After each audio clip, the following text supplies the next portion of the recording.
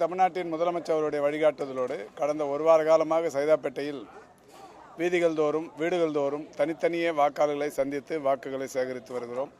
போகிற இடங்களெல்லாம் மிகப்பெரிய அளவிலான வரவேற்பு. கடந்த 5 ஆண்டுகளில் மாண்புமிகு தமிழ்நாட்டின் முதலமைச்சர்கள் தமிழ்நாட்டில் ஆற்றியிருக்கிற சாதனைகள் குறித்து மனம் நெகிழ்ந்து வரவேற்று மகிழ்கிறார்கள்.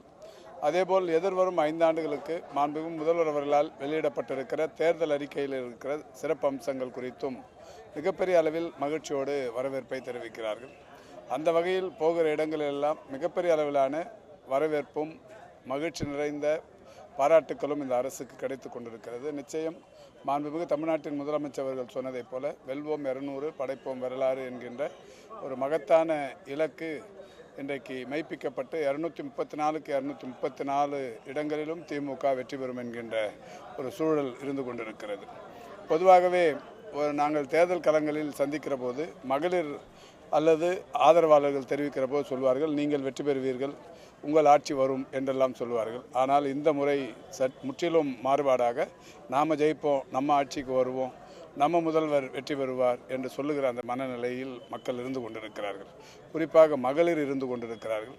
தமிழ்நாட்டில் மதசார்பற்ற முற்போக்கு கூட்டணியை பொறுத்தவரை ஒரு 22 அரசியல் இயக்கங்களின் கூட்டணி என்று இதுவரை நினைத்து கொண்டிருந்தோம்.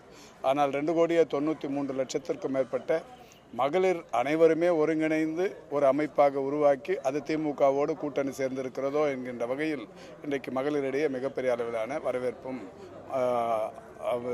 ஆதரவும் இருந்து வருகிறது. நேற்றைய தினம் சைதாப்பேட்டையில் அதிமுக பொதுச் செயலாளர் எடப்பாடி பழனிசாமி பல்வேறு விமர்சனங்கள் வச்சிருந்தாரு. இல்லை, அது விமர்சனங்கள்ங்கிறது வச்சாதான் எதிர்கட்சி.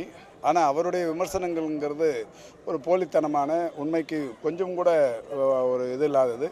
அவர் சொன்ன விமர்சனங்களுக்கெல்லாம் பதில் சொல்வதற்கு தேர்தல் முடிந்து அல்லது இந்த மே 4ஆம் தேதி வாக்குகள் எண்ணப்பட்டு முடிக்கப்பட்டவுடன் மக்கள் சரியான பதிலை எடப்பாடிக்கு அளிப்பார்.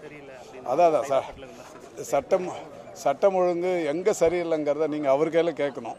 எங்கே சரியில்லைன்னு சொன்னார்னா அதுக்கு பதில் சொல்கிறதுக்கு தயாராக இருக்கும். இந்தியாவில் இருக்கிற 36 மாநிலங்களில் இந்தியாவில் இருக்கிற அந்த ஒருங்கிணைந்த ஒன்றிய அரசின் புள்ளி உரங்களின் அடிப்படையில் தமிழ்நாடு மட்டும்தான் இன்றைக்கு மக்கள் அமைதியாக வாழக்கூடிய ஒரு அற்புதமான மண் என்பது இன்றைக்கு நிரூபணமாகி. எடப்பாடி பழனிசாமி அவருடைய நிர்வாக திறமையின்மைக்கு, அவருடைய